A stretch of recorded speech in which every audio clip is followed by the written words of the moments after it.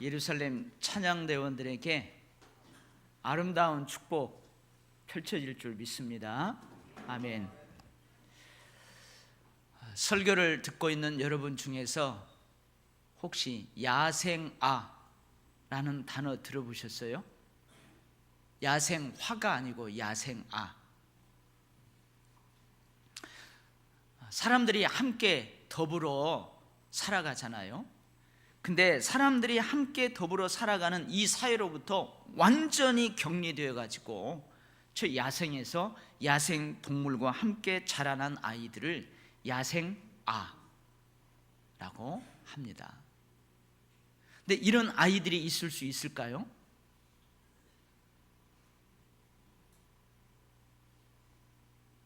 지금까지 한 40여 가지의 실제적인 사례가 있다고 합니다.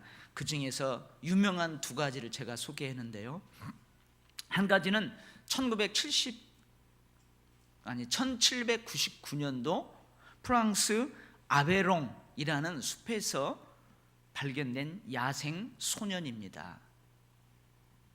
발견 당시 정확하게 그 아이 나이를 알 수 없잖아요.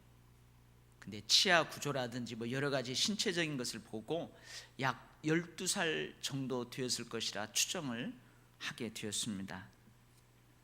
그동안 숲에서 완전 야생으로 자랐습니다. 사람들이 발견했을 때에 야수처럼, 막 늑대처럼, 호랭이처럼 여러분 그렇게 행동을 했습니다. 말도 언어도 전혀 몰랐어요. 외과 의사이면서 또 이비인후과 의사이면서 또 심리학을 공부하고 농아 학교에서 농인들을 가르치는 교사이기도 했던 아따르라는 사람이 이 아이를 데려다가 이제 키웁니다. 그래서 빅토르라는 이름을 지어가지고 이 아이를 교육해요. 5년간 교육을 합니다. 여러분 5년이면 거의 우리 초등학교 과정이죠. 근데 5년간 교육했는데도 기대만큼 결과를 얻지를 못해요. 근데 이제 초등학교 졸업하고 중학교에 가면 사춘기잖아요. 여러분 사춘기에 접어들어서는 더욱더 이 빅토르를 다루기가 곤란했습니다. 그래서 결국 이 아따르는 이 아이를 교육하는 것을 포기하고 말았습니다. 다른 한 가지는 1920년 인도 캘커타 마을 그 주변 야산에서 늑대 떼들과 함께 발견된 2명의 소녀입니다. 어린 여자아이들이에요. 당시 대략적으로 한 아이는 한 7살 정도, 한 아이는 2살 정도 추정됩니다. 사람들이 발견한 다음에 큰 아이는 카마라라는 이름으로, 작은 아이는 아마라는 이름으로 사람들이 더불어 사는 그 환경으로 옮겨와서 양육을 하였습니다. 왜 이 아이들이 늑대 틈에 있었을까? 인도 원주민들은 종종 여자아이를 숲속에다가 버리는 그런 관습이 있대요. 아마 이 관습에 따라서 아마 태어나자마자 이 두 아이를 이제 버린 거예요. 근데 새끼를 낳은 어미 늑대가 이 아이들을 물어다가 키웠던 것으로 추정됩니다. 젖먹이 때는 늑대 젖을 물려서 키우고 그 후에는 다른 늑대 새끼들처럼 어미가 사냥해온 그 짐승들, 새, 그 사냥감을 먹으면서 늑대처럼 자란 것입니다. 발견 당시 이들은, 여러분 우리는 캄캄하면 아무것도 못 보잖아요. 근데 이 아이의 눈은 칠흑 같은 어둠 중에서 볼 수 있는 그런 감각을 가지고 있었습니다. 우리는 냄새에 민감하지 않잖아요. 근데 이 아이의 코는요 대단히 민감해져 있었습니다. 이들의 모든 감각과 행동들은 늑대들과 똑같았어요. 그런데 아마라라고 이름 지어준 그 어린 여자아이는 인간 세계에 나온 지 1년 만에 죽습니다. 그리고 큰아이 카마라라는 아이는 인간 사회에 와서 교육을 받은 지 3년 첫째부터 조금씩 변화하는 모습들을 보여줍니다. 그러나 이 아이도 인간 사회로 나온 지 9년째, 한 17살로 추정되는 그 나이에 그만 죽고 맙니다. 여러분, 40여 건의 실제적인 신뢰들이 있다고 그랬잖아요. 야생에서 발견된 야생 아이들이 대부분 이런 공통점이 있었대요. 말을 못하고 발로 설 수 없고 후각, 청각, 시각이 예민하고 또 식사나 배설의 습관이 동물하고 똑같은 거예요. 그리고 옷을 입혀놓으면 옷을 찢어버려요. 옷을 입지 않으려고 하고, 그리고 우는 것, 웃는 것, 이런 정서적인 표정이 전혀 없어요. 우리처럼 슬프면 막 울고 기쁘면 웃어야 되는데 그런 정서적인 표정이 없었대요. 이게 야생아들의 공통점이었습니다. 이들의 외모는 사람인 우리와 똑같아요. 그런데 이들의 감각, 이들의 습성, 이들의 행동은 누구와 똑같아요? 야생 동물하고 똑같아요. 늑대들하고 똑같은 거예요. 사람인 우리와 똑같은 것이 아니라 늑대와 똑같아요. 늑대와 똑같아요. 여러분에게 한번 물어볼게요. 이런 야생아, 이들이 과연 사람이에요? 짐승이에요? 사람이에요? 늑대예요? 제가 일부 예배 때 우리 두 꼬마 아이가, 초등학생 아이가 예배 드려요. 그래서 이야기를 한 다음에, 얘들아, 너만한 이 아이들, 야생아들이 사람이냐 늑대냐 짐승이냐 물어봤더니요, 대답을 못해요. 저는 이 발견된 야생아들, 그리고 그들을 교육시키는 과정을 접하면서 이런 생각을 해봤어요. 뭔 생각을 해봤냐면 그리스도인, 제자를 생각해봤습니다. 어쩌면 목사로서 당연한 생각이죠. 교회에 나와도 신앙교육, 훈련과 양육으로부터 방치된 상황에서는 그리스도인다운, 제자다운 모습으로 성장해 가는 것은 힘들겠구나. 그리스도인다운 그리스도인, 성도다운 성도의 모습이 되어가는 과정에서 꼭 필요한 것이 있어요. 그게 뭐냐면 성경 말씀입니다. 여러분, 요즘 국정교과서로 여러 가지 사회적 갈등이 있잖아요. 우리 아이들의 교육, 교재이기 때문에 중요한 거예요. 근데 우리의 신앙 교육과 훈련 양육의 교재는 성경 말씀이에요. 이 성경 말씀이 중요합니다. 그런데 교회에 와서도 이 성경 말씀과 격리된다면 우리도 영적 사생아가, 영적 야생아가 될 수 있겠구나. 여러분, 지금 설교 시간이에요.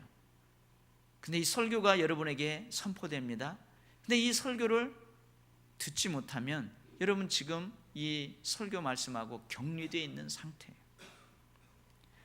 야생아들이 외모만 사람인 것처럼 우리들도 말씀과 격리된다면 무늬만, 명목상 그리스도인이 되고 외모만, 명목상 제자일 수 있겠구나.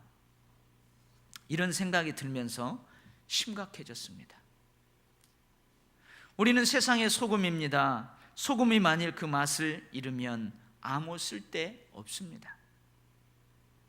아무리 그 겉 봉투에다가 소금이라고 써놔도 그 소금의 맛을 잃으면 그건 소금이 아닌 거죠. 다만 밖에 버려져 사람들에게 밟힐 뿐입니다. 2016년도 우리 도일교회 표어가 말씀과 함께입니다. 이 말씀과 함께라는 이 표어에 내포된 의미가 있습니다. 2015년 10월경에 제가 기도하면서 2016년도에는 이 말씀을 표태 삼아서 우리가 함께 달려가야 되겠구나. 우리 모든 도일교회 성도님들이 그리스도인다운 그리스도인, 제자다운 제자, 직분다운 직분자로서 성장해 가자. 교회다운 교회로 이제 우리 도일교회가 세상의 걱정거리가 아니고 우리 도일교회가 교회다운 교회로 세상의 소금이 되자, 빛이 되자, 한번 되어보자, 이런 의미가 내포되어 있습니다. 그 중심에 뭐가 있어요? 성경 말씀이 있습니다. 그 중심에 성경 말씀이 있어요. 요한복음 1장의 말씀을 요약하면 이러한 내용입니다. 예수님은 태초에 하나님과 함께 계셨습니다. 여러분, 창세기 1장을 읽어보면은 성부, 성자, 성령 삼위일체 하나님이 거의 등장을 합니다. 물론 예수님, 성령님이라는 단어는 나오지 않지만 읽어보면 삼위일체 하나님이 거기에 등장을 하게 돼요. 그래서 요한복음 1장은 태초에 예수님이 하나님과 함께 계셨다. 뭘로 함께 계셨느냐? 말씀으로 함께 계셨다. 이 말씀이 곧 하나님이시다. 이 말씀 곧 예수님 안에 생명이 있습니다. 하나님이시며 하나님과 함께 계신 이 생명이신 말씀이 육신이 되어 우리 가운데 거하십니다. 바로 예수 그리스도이십니다. 2000년 전 마국간에 태어나신 육신을 입은 예수 그리스도, 말씀이 육신이 되어 우리 가운데 거하심에 우리가 그의 영광을 보니 아버지의 독생자의 영광이요 은혜와 진리가 충만하더라. 이 말씀이 사람들의 생명을 살립니다. 말씀이신 예수님, 예수님이신 말씀이 사람들의 생명을 살립니다. 말씀이 하나님의 백성을 백성답게 합니다. 말씀이 그리스도인을 그리스도인답게 합니다. 예수님의 제자를 제자답게 합니다. 말씀은 사람을 살리고 사람을 변화시키는 능력이 있습니다. 요한복음 6장 29절 이하에는 이런 내용이 기록되어 있습니다. 어느 날 제자들이 예수님께 나와서 예수님께 표적을 보여달라고 해요. 어떤 표적을 보여달라고 하냐면, 지금 우리 앞에 있는 이 예수님, 당신이 하나님께서 우리에게 보내셨다는 그 표적을 뭘로 보여주겠습니까? 그 표적을 보여달라는 거예요. 그러면서 뭐라고 하냐면, 모세는 우리들의 조상들이 광야에 있을 때에 하나님께서 자신들의 조상에게 모세 자신을 보내셨다, 확실한 표적을 보여주었다는 거예요. 뭘로 보여줬냐면, 모세가 하늘로부터 만나를 내리게 한 것, 신령한 떡인 만나와 메추라기를 내리게 한 것, 반석을 쳐서 신령한 음료, 그걸 먹게 한 거, 그것이 하나님께서 모세를 자신들의 조상에게 보내셨다는 확실한 표적이라는 거예요. 그러면서 제자들은 요구하는 거죠. 예수님도 하나님께서 예수님을 우리 가운데 보내셨다는 그 확실한 믿을 만한 표적을 우리에게 보여주세요. 그렇게 요구를 합니다. 제자들의 요구에 예수님께서 이렇게 대답하세요. 모세가 너희 조상들에게 하늘로부터 떡을 준 것이 아니다. 모세가 준 것이 아니라는 거예요. 내 아버지께서 너희에게 하늘로부터 참 떡을 주신다.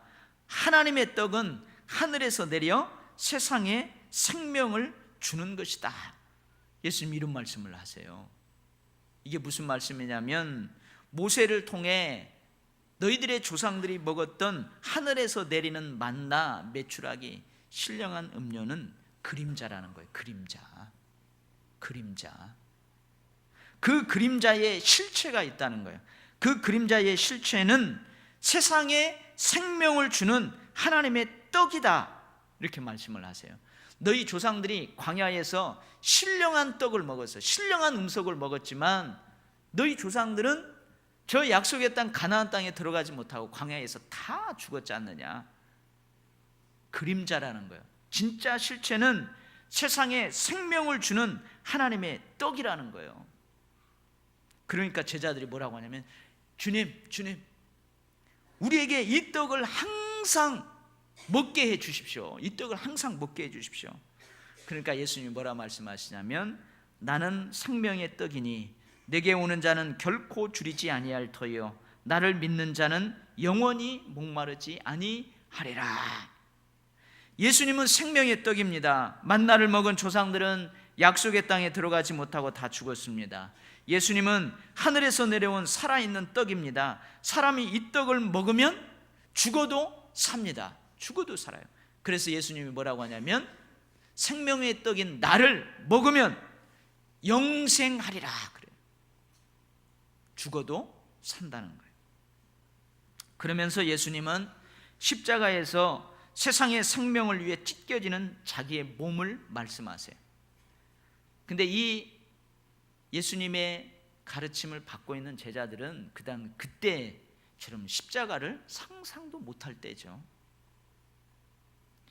예수님께서 피 흘리시고 찢기신 그 예수님의 몸이 바로 예수님이 세상에 주는 생명의 떡이라고 말씀하십니다. 예수님께서 지시는 십자가, 그 십자가가 하나님께서 예수님을 이 땅에 메시아로 그리스도로 보내셨다는 확실한 표적이라고 말씀하시는 거예요. 그러나 그들은 그 당시 십자가는 상상도 못할 때, 지금 그 예수님께서 말씀으로 우리와 함께 계십니다. 태초에 하나님과 함께 말씀으로 계셨던 예수님께서 지금 말씀으로 우리와 함께 계십니다. 이런 의미에서 이 성경 말씀이 예수님입니다. 이 성경 말씀이 생명의 떡입니다. 이 말씀은 먹는 자를 살립니다. 이 말씀은 먹는 자를 변화시키는 능력이 있습니다. 할렐루야. 디모데후서 3장 15절로 17절 말씀, 눈을 들어보세요. 말씀이 보이나요? 이쪽에 보이죠? 같이 한번 읽어보도록 하겠습니다.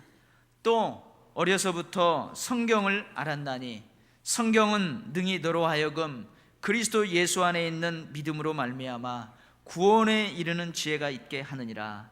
모든 성경은 하나님의 감동으로 된 것으로 교훈과 책망과 바르게 함과 의로 교육하기에 유익하니 이는 하나님의 사람으로 온전하게 하며 모든 선한 일을 행할 능력을 갖추게 하려 함이라.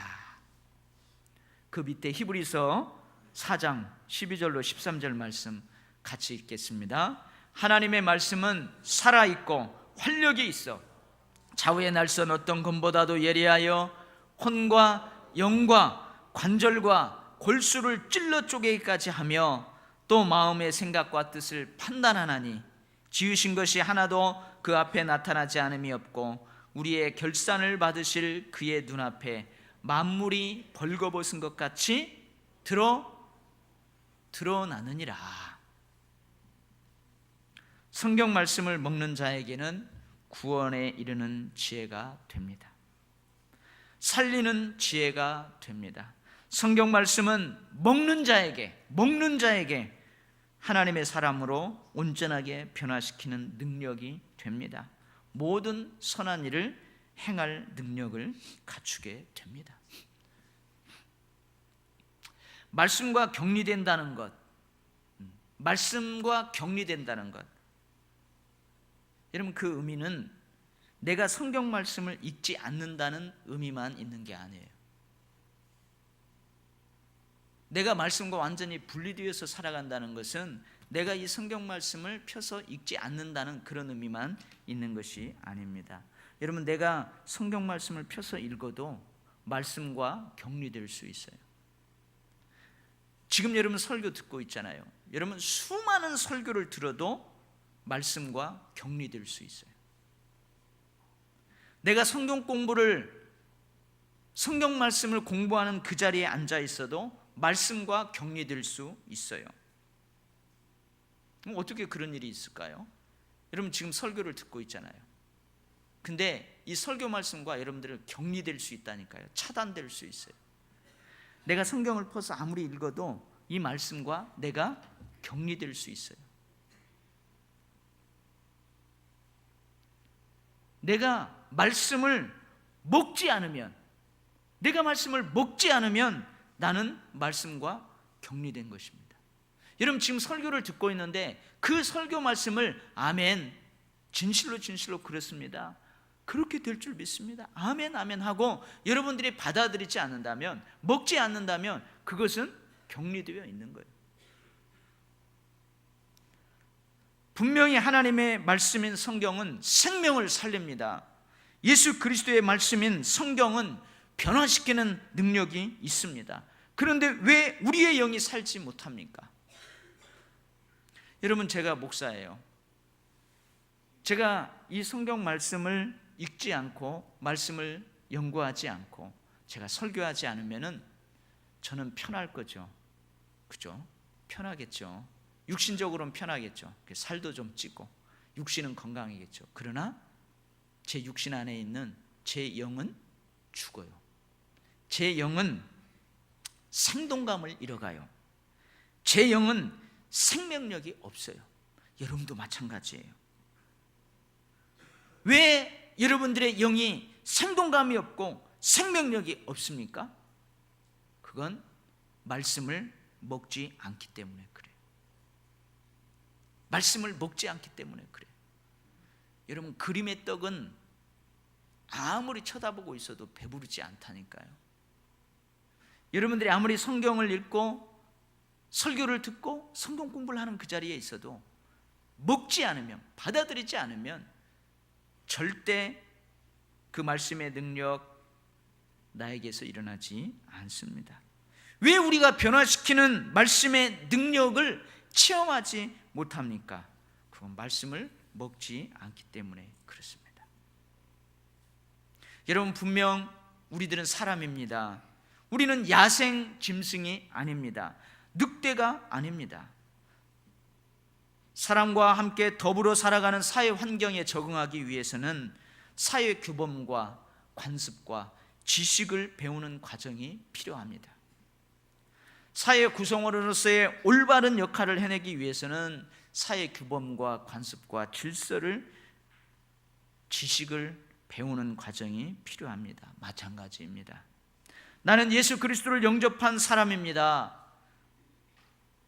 평범한 자연인이 아닙니다. 특별하게 예수 그리스도의 선택을 받은 예수 그리스도의 사람입니다. 그렇다면 예수 그리스도의 사람들과 더불어 함께 살아가는 신앙적 환경에 적응하기 위해서는 믿음의 성숙과 신앙적인 원리와 성경적인 가치관과 지식들을 배우는 과정이 필요합니다.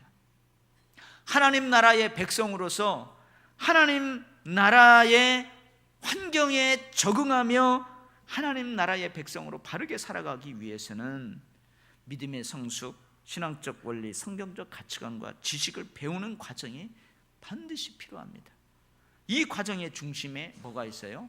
성경 말씀이 있습니다. 이 말씀을 먹는 과정을 통해 그리스도인이 그리스도인답게 됩니다. 예수 그리스도의 제자다운 제자가 되는 것입니다. 직분다운 직분자가 되는 것입니다. 이런 말씀과 함께 올해 우리가 살아갈 텐데요, 5가지 행동 강령이 있어요.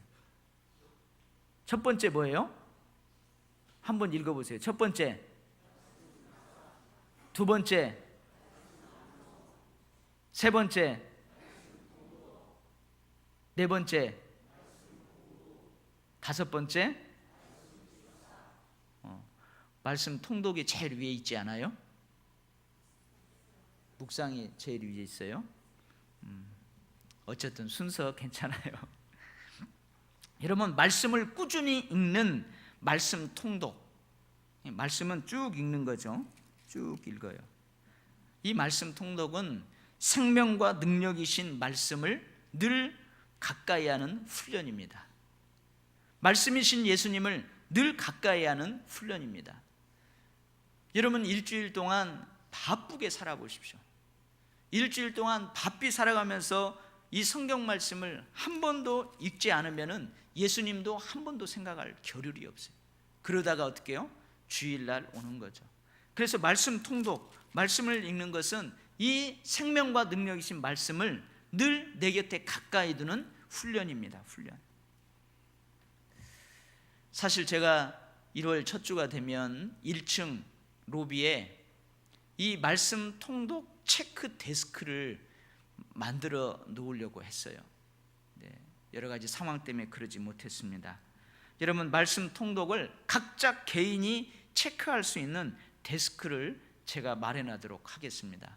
그래서 1층에 제가 베니아판 사다가 각기목 사다가 제가 그 데스크를 만들어 가지고 거기에 우리 장로님들, 권사님들, 안수집사님들, 우리 도율교회 등록한 모든 성도님들 개개인, 여러분 성경 그 읽고 맥체인 성경 그 표가 있어요. 우리 김보승 권사님 늘 성경 통독할 때 목사님 언제부터 언제까지 다 읽었습니다. 그 표시해 가지고 저한테 줘요. 그것을 이름을 다 써갖고 거기에다 다 게시를 하려고 합니다. 1층 현관에 한눈에 볼 수 있도록 체크 데스크를 만들려고 그렇게 합니다. 그래서 우리 도율교회 성도들이 다 말씀을 가까이 하고 말씀을 읽도록, 그 다음에 말씀을 이제 친히 쓰는 쓰기, 필사가 있죠. 필기한다는 말이에요. 여기 성경을 필사한다는 거예요. 받아 쓴다는 거죠, 성경을. 그래서 이 필사도 또한 말씀을 늘 가까이 하는 훈련이에요. 늘 가까이 훈련. 우리 지금 피택자들이요, 이 말씀 쓰기를 합니다. 신약 성경을 지금 쓰기를 시작했어요. 아프대요. 힘들대요.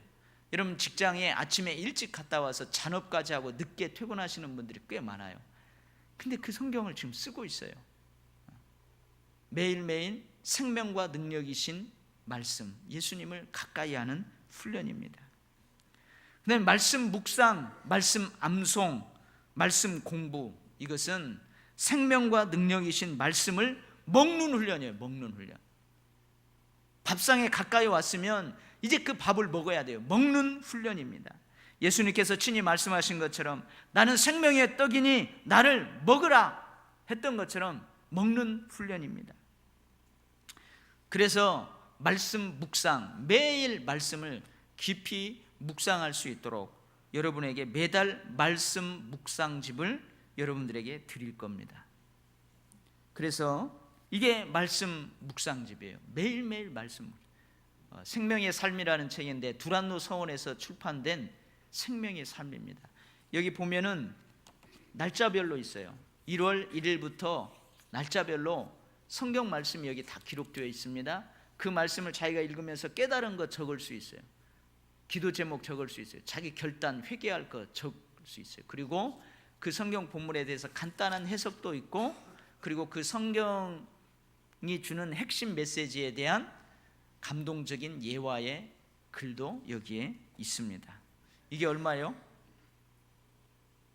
3,500원입니다. 3,500원이면 떡볶이 1인분인가 그래요. 1인분인가 2인분. 근데 여러분, 떡볶이 1인분 먹고 내 몸에 나타나는 증상보다도 이 책 한 권 써서 여러분 매일매일 말씀을 먹는 거, 더 큰 변화가 일어날 줄 믿습니다. 근데 3,500원 좀 비싸요. 그래서 교회에서 1,500원을 부담합니다. 그리고 여러분들이 2,000원을 부담해요. 그래서 교회에서 1,500원을 지원해주고 여러분들이 2,000원을 내요. 그래서 올해는 1월 달에는 제가 혹시 몰라서 30권만 사다가 놓았어요. 그래서 여러분 2,000원 내고 다 해요. 특별히 재직 되시는 분들은 다 이 말씀을 먹는 훈련, 말씀 묵상 꼭 하시기 바랍니다. 지금은 30권이지만 50권, 100권, 150권, 200권으로 좀 그렇게 늘어갔으면 좋겠습니다. 그 다음에 말씀 암송은 여러분 여기 이달의 말씀 암송 3개가 나와 있어요. 자, 제일 위에 거 같이 한번 읽어봐요. 시편 119편 105절 말씀 시작.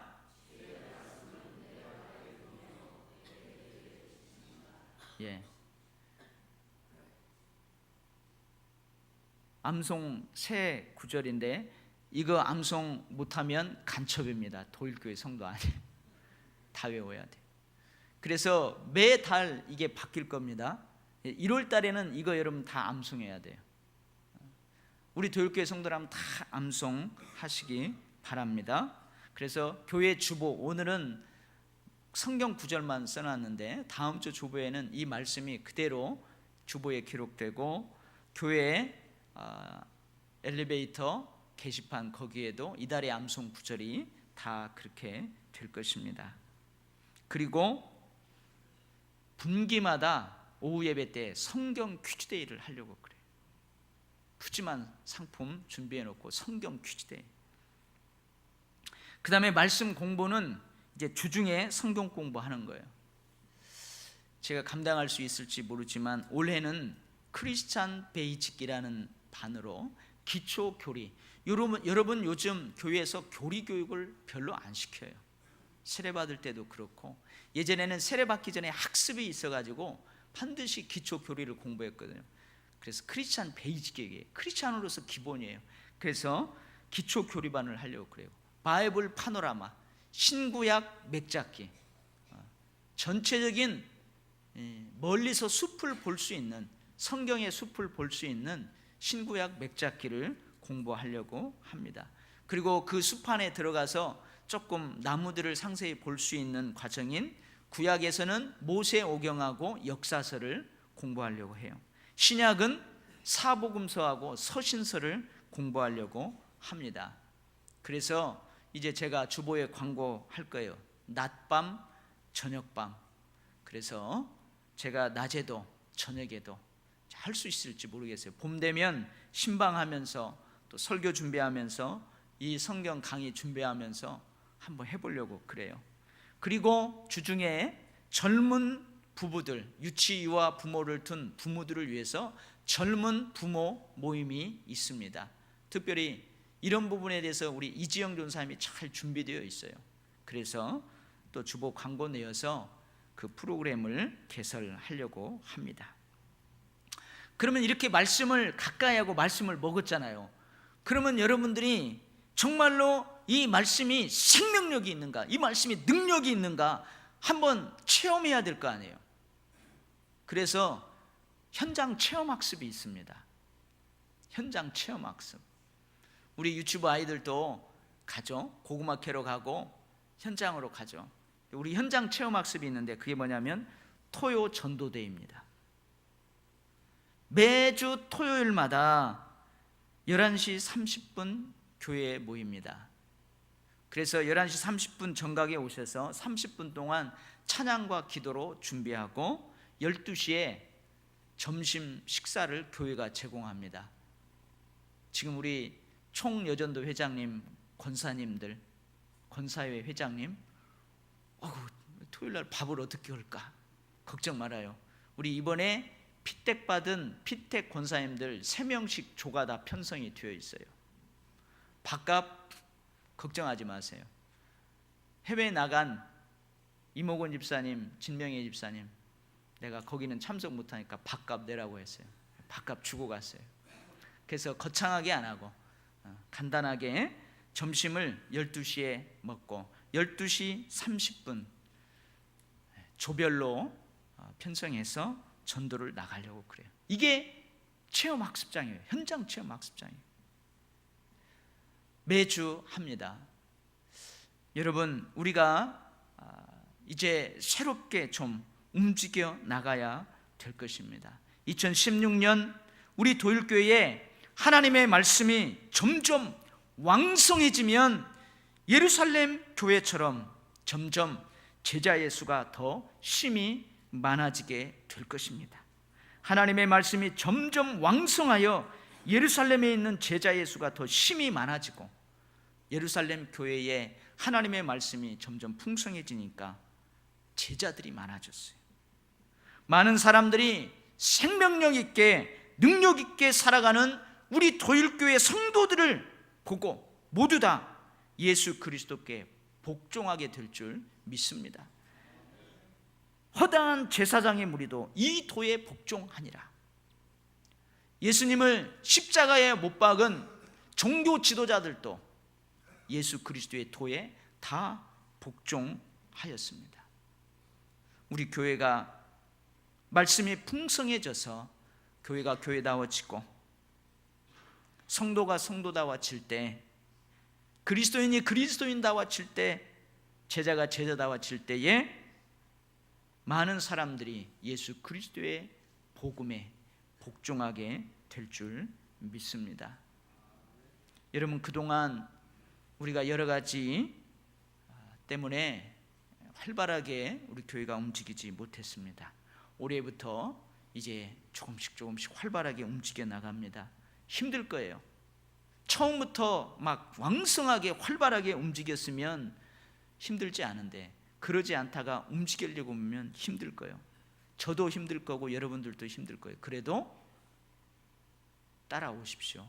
저도 여러분과 함께 나아가겠습니다. 그러면 분명히 하나님께서 우리들에게 놀라운 축복 더해 주실 줄 믿습니다. 기도하겠습니다. 하나님 아버지, 말씀을 늘 가까이 하게 하여 주옵소서. 예수님을 늘 가까이 하게 하여 주옵소서. 하나님 아버지, 말씀을 늘 배불리 먹게 하여 주옵소서. 예수님을 늘 풍족하게 먹게 하여 주옵소서. 그래서 능력 있는, 생명력 있는, 생동감 있는 그리스도인으로, 제자로, 직분자로 살게 하옵소서. 가정에서도, 세상에서도, 교회에서도, 어디서든지 영적 야생아가 아닌 영적 능력자로 살아가게 하여 주옵소서. 예수님 이름으로 기도드리옵나이다. 아멘.